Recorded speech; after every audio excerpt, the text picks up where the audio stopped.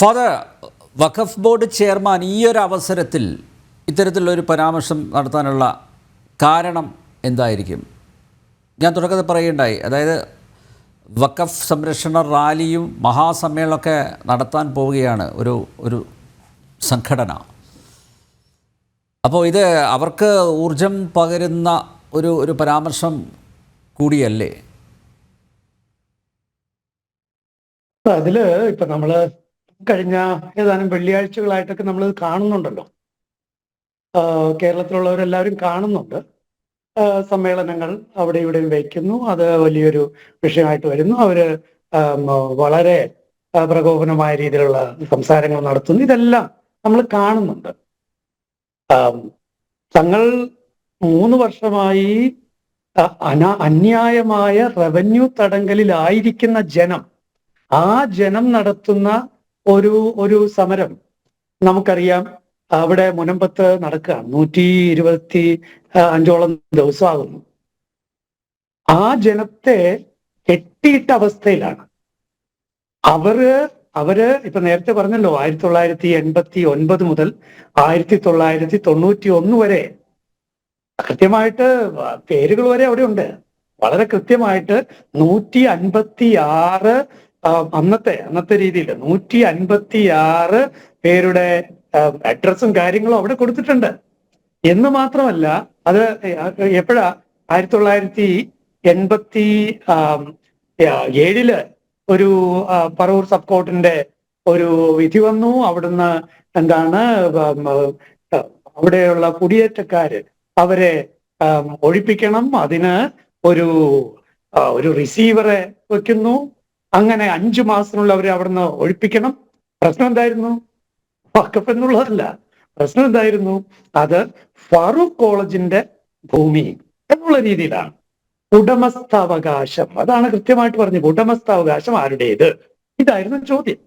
ആ ചോദ്യത്തിന് കോടതിയില് 1987 വിധിയിൽ ഇതാണ് പറഞ്ഞു വെച്ചിട്ടുള്ളത്. അതിനുശേഷമോ 1989 ഫാറൂഖ് കോളേജ് കോടതിയിൽ വീണ്ടും ഒരു 1988 ഫാറൂഖ് കോളേജ് തീരുമാനമെടുക്കുന്നു, ഈ ഭൂമി ഇവിടുത്തെ ആളുകളുമായിട്ട് അവരെ ഈ പറഞ്ഞതുപോലെ ഒഴിപ്പിക്കുക അസാധ്യമാണ്.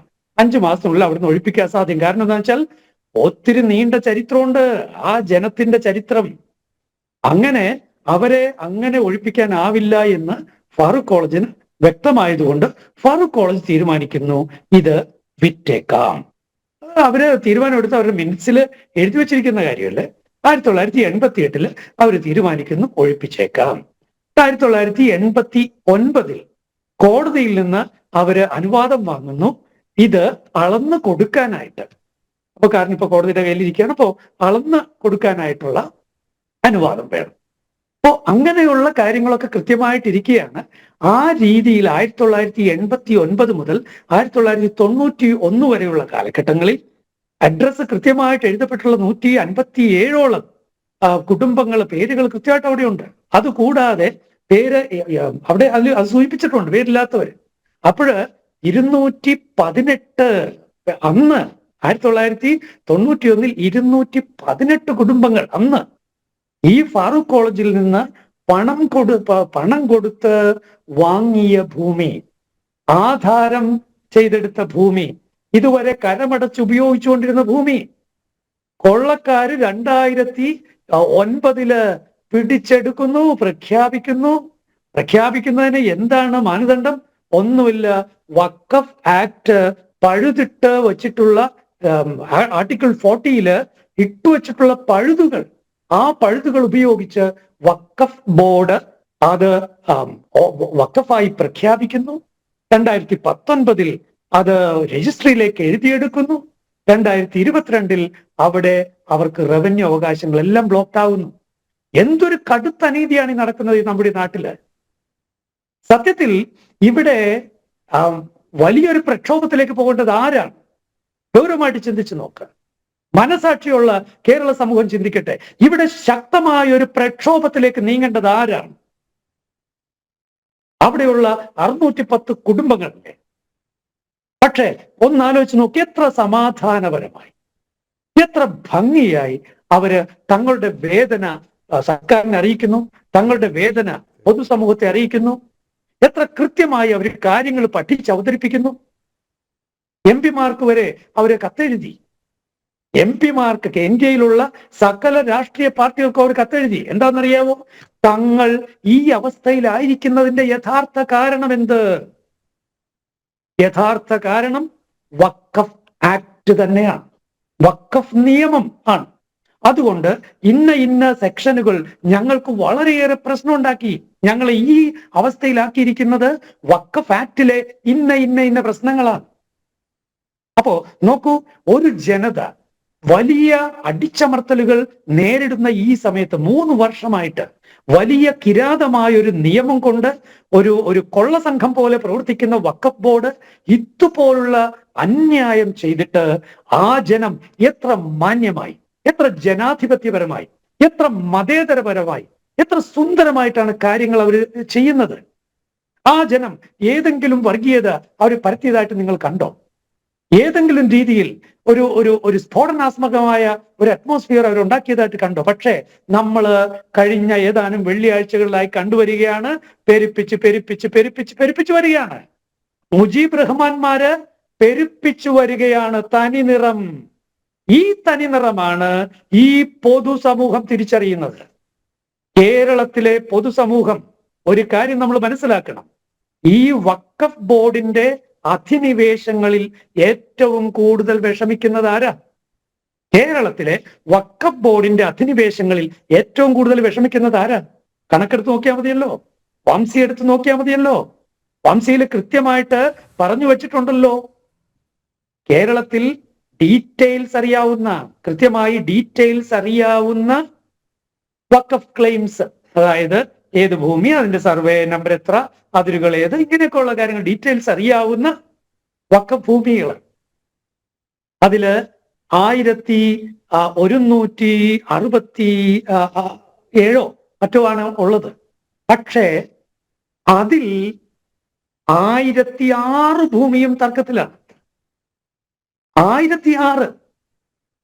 ഓർക്കണം, 53,297 ഭൂമികൾ വംശിയിൽ കേരളത്തിലെ വഖഫ് ബോർഡ് വഖഫ് അവകാശം മുന്നോട്ട് വെച്ചിട്ടുണ്ടെന്ന് ഓർക്കണം. 53,297, എന്റെ ഓർമ്മ ശരിയാണെങ്കിൽ.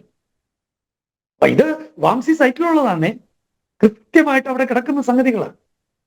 പക്ഷെ അതിൽ 52,000-ലേറെ സ്ഥലങ്ങളെക്കുറിച്ചും ഡീറ്റെയിൽസ് ലഭ്യമല്ല. അതിന്റെ അർത്ഥം എന്താണ്? തൽക്കാലത്തേക്ക് പതുങ്ങിയിരിക്കുകയാണെന്നാണ്. കൊള്ളസംഘം തൽക്കാലം പതുങ്ങിയിരിക്കുകയാണ്. ഇനി ഒരു 10-15 വർഷം കൂടി കഴിയുമ്പോഴേക്കും അവിടെ ഒരു സർവേ നമ്പർ ഇടാം. ഇത് എന്തൊരു വഞ്ചനയാണ് ഈ നടക്കുന്നത്, എന്തൊരു കൊള്ളയാണ് ഈ നാട്ടിൽ നടക്കുന്നത്. അപ്പോൾ അതുകൊണ്ട് ഈ വക കാര്യങ്ങളെ കുറിച്ച് ഇന്ത്യൻ ജനത, അവിടെ മതവും ജാതിയുടെ ഒരു വിഷയമില്ല. എന്നെ കോണ്ടാക്ട് ചെയ്യുന്നവരിൽ വളരെയേറെ പേര് മുസ്ലിം സഹോദരങ്ങളുണ്ട്. ഞാൻ എഴുതുന്ന ആർട്ടിക്കിളുകളിൽ പല കൃത്യമായ റെഫറൻസസും കാര്യങ്ങളും എനിക്ക് ലഭിക്കുന്നത് മുസ്ലിം സഹോദരങ്ങളിൽ നിന്നാണ്. അപ്പൊ മുജീബ് റഹ്മാനൊക്കെ ആരെയാണ് റെപ്രസെന്റ് ചെയ്യുന്നത്? ഇനി കേരളത്തിലെ 1006 തർക്കങ്ങൾ വഖഫ് ബോർഡും കേരളത്തിലെ ജനവുമായിട്ടുള്ളതിൽ ഓർക്കണം, 551 കേസുകളും ആരുമായിട്ടാ ഉള്ളത്? അപ്പോ വർഗീയത എന്ന് പറയുന്നത് എന്തിനാണ് ഇത് മതവും ജാതി എന്നൊക്കെ പറയുന്നത്? മുസ്ലിം സമുദായത്തിൽപ്പെട്ട സഹോദരങ്ങൾ തന്നെയും വഖഫ് ബോർഡിന്റെ ഈ അധിനിവേശങ്ങളിൽ കിടന്ന് ഞെരിപിരി കൊള്ളുകയാണ്. അതുകൊണ്ടാണല്ലോ 551 തർക്കങ്ങൾ മുസ്ലിം സഹോദരങ്ങളും വഖഫ് ബോർഡുമായിട്ട് ഇന്നുള്ളത്. അപ്പോ ഇങ്ങനെയുള്ള ശരിയായിട്ടുള്ള കണക്കുകൾ മുജീബ് റഹ്മാൻ പഠിക്ക്, ശരിയായി മനസ്സിലാക്ക്.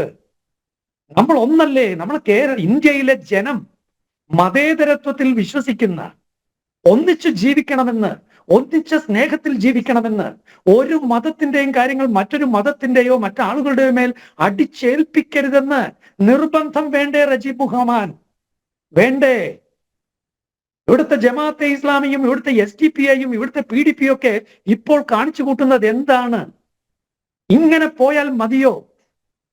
ഈ നമ്മുടെ ഇന്ത്യ പണ്ടത്തെ 1947 ആ സ്വാതന്ത്ര്യം ലഭിച്ചതിന് ശേഷമുള്ള ഒരു അവസ്ഥയില്ലേ, ആ ഒരു വളരെ ഗൗരവം പിടിച്ച, വളരെ അപകടം പിടിച്ച ആ ഒരു അവസ്ഥയിലേക്ക് നമ്മുടെ നാടിനെ കൊണ്ടുപോയി എത്തിക്കണമെന്നാണോ നിങ്ങൾ ആഗ്രഹിക്കുന്നത്?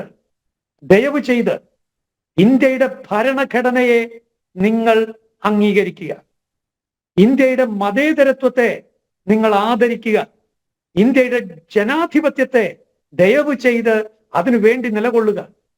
നമുക്കിവിടെ ഒരു ഇസ്ലാമിക രാഷ്ട്രം വേണ്ടേ വേണ്ട, നമുക്കിവിടെ ഒരു ക്രൈസ്തവ രാഷ്ട്രം വേണ്ടേ വേണ്ട, നമുക്കിവിടെ ഒരു ഹൈന്ദവ രാഷ്ട്രവും വേണ്ടേ വേണ്ട.